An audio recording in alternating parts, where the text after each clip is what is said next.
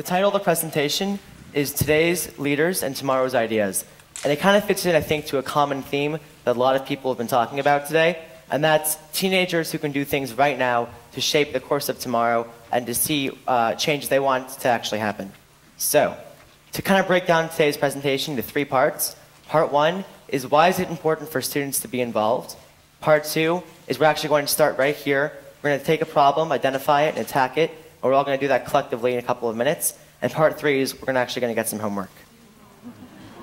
Yeah, I know. So, why should you listen to me? Why do you care what I have to say? My name is Zak Kukoff. I'm a 15-year-old freshman at Westlake High School.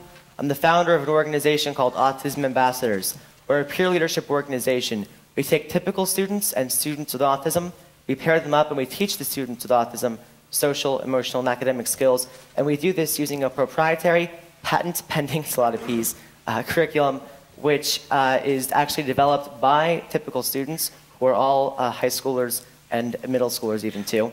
Then it's checked by volunteer psychologists. Later this summer and spring, we're going to be doing actually a boot camp for other interested schools with the Ventura County SELPA. And if you're interested, you can come talk to me about that later. But the idea of, and locally it's at Westlake High School, TO High School, and Oak Park. So the newest venture I have is called Truant Today. I founded that less than a month ago, and the other one is called Get Grades Now. And Truant Today, it's a program that allows schools to take the already existing student records they have and then send out instant text messages the minute that a student is marked truant. And this can actually save the school $28 to $40 per student per day at a cost of less than $1 per student per year. So it's excellent. And the other program is called Get Grades Now. And it's really hard for a lot of students to, I guess, come back and to do well in the class after they've fallen behind with 1 or 2 bad tests or bad projects. And Get Grades Now allows the parent and the student to find out what their grades are before report card or progress reports come out, so they can then go and try to bring that grade up. And it eliminates all the Byzantine navigational features of the current system.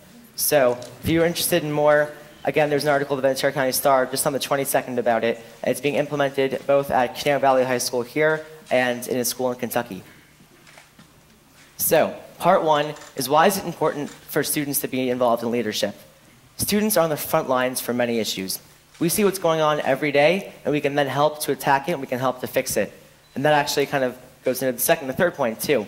Students, we see what needs to be changed, and we have solutions. There was a couple of speakers earlier today who talked about this already, but I think the one that really exemplified it was the Imagine It program. They're taking students and they're encouraging them to come up with solutions, and we're doing the exact same thing, except with more of a peer leadership aspect, students leading other students. So we call this student-driven solutions. So we see problems every day at school. An example the other day actually was that at Westlake they switched over from one computer system to another, and Gmail ended up being blocked.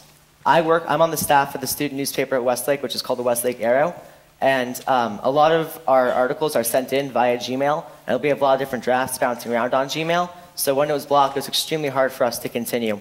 What happened was that during that class period, we found a way to unblock Gmail and get back to our program through a proxy, whereas it could have taken the administration yet.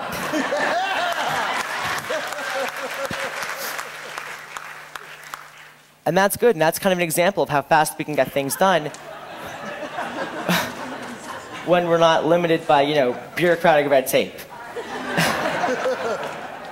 A lot of students, we're not really constrained by the current way. We're not constrained by the box, so to speak. We're not really constrained by any constraints that a lot of other people would have, and we feel more free to experiment and take things out of context and start looking at other issues. And because of that, we may end up making great entrepreneurs. So part 2 is how can I get involved? So right now, we're going to go about starting a leadership movement right here in this audience. There are 3 parts. First, identify. We're going to find our issue. Then is attack. We're going to attack the issue. And third is lead. We're going to inspire others. So does anybody have an issue? You can just call it out. An issue you see at your school or your workplace or community center that you think we could solve in about 3 minutes and 39 seconds. Yeah, just go ahead.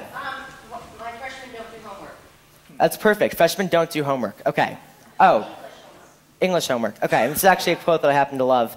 And it's the first follower transforms a lone nut into a leader. Because when you are a leader, you're out there, you're putting yourself on the line, And you can either reap all of the rewards or reap none of the rewards, depending on if you have followers or not. They make or break your movement. So followers are important. You need to involve them like you would involve yourself. Okay, so we identified our problem already, which was that. I'm sorry, what's your name?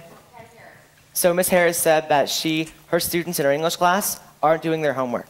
So we need to start big, and that was because a big issue already is probably a big component of class time. And this is probably something that takes up a lot of the time and prevents you from moving forward in your classes. So now what we're going to do. Does anyone have a solution for that? This is, yeah, go ahead. Stop assigning homework.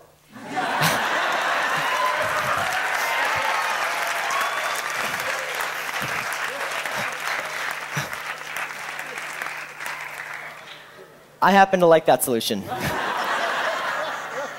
But any other solutions we think we could do right now maybe? Or not now, but that are more practical. Go ahead. I'm sorry? Home play. How old are your students? Okay, so I think it's actually going to make us want to do the homework even less. Did you call? Not that was a great idea, and that's the kind of thinking, and this is the important process that goes on when you're founding a leadership movement, and this is why it's so important to have other people in the movement who you can bounce ideas off of. Yeah. Why? I'm sorry. Oh, yeah, why aren't they doing? That's a great question. Yeah, thank you. So let me explain. In my classroom, they have a homework assignment. It's worth 5 points. Whether they get it right or not is irrelevant. All they have to do is try. If they fill out the paper as best they can, whatever it is, vocabulary or whatever, I mean, it's not a lot of it. I stamp it. That's 5 points. That's the easiest 5 points they're going to get. Now, here's my opinion. We're going to kind of move on. I only have 1 minute and 28 seconds left. But just to kind of keep things moving, I think we should actually ask more of your students. I think that, I know I have a lot of teachers. I'm a freshman at Westlake High School, like I said. Yeah, Westlake. And one of my teachers assigned homework. I have one teacher in particular who grades homework not based on completion, based on accuracy. And I know personally, I try my hardest to do the homework in that class the night before instead of during study hall or during journalism or during the period right before it, because I know she's checking for accuracy and checking to make sure the answers are correct. So I think that my solution at least would be to require more of your students. Anyway, to keep moving, the next part of your founding a leadership movement is called leading. And that's the most important part, in my opinion. And that's something that I can't model for you guys here. That's you going home. That's taking 15 minutes a day. That's cold calling people. That's reaching out to your friends, reaching out to their friends, reaching out to acquaintances, and making them as passionate about your issue as you are. Because everyone's passionate about their own issue. The real challenge is making other people care about your issue. So you want to give people responsibilities, and that's, I think, the best way to get people involved, or at least the easiest. So, lessons that I've learned in 22 seconds or less. Make sure to involve people early and often. And I guess you can read that. We have an extremely active advisory board in my organization, Autism Ambassadors, and it kind of functions like you guys did the audience all 5 minutes ago. We have people who constantly have like 3 or 4 ideas for every one person, and we bounce the ideas off each other, and that gives me great counsel on how to move forward and what we can do. And the last lesson I learned was that good intentions are the hardest kind to have, because a lot of students, like you said, are lacking follow-through. And that's something that doesn't really come naturally. That's something you have to kind of work on, which leads us to your homework. So the homework is to go out and look at your idea and take your idea and work on it for at least 15 minutes every day. I think that's not a lot of time. That's one phone call, that's one email to somebody who you don't know before. That's reaching out and getting someone else to care about your program. And follow through doesn't come naturally. It doesn't come naturally to me. It doesn't come naturally to most of you guys. What has to happen is you need to build up a tolerance to it. So the first time maybe you do 5 minutes. Then maybe you do 10 minutes. And you keep building and building and doing more and more until eventually you can sit down for hours at a time and get your work done. So I'm actually completely out of time, but thank you guys so much for helping me. And thank you for coming to TED.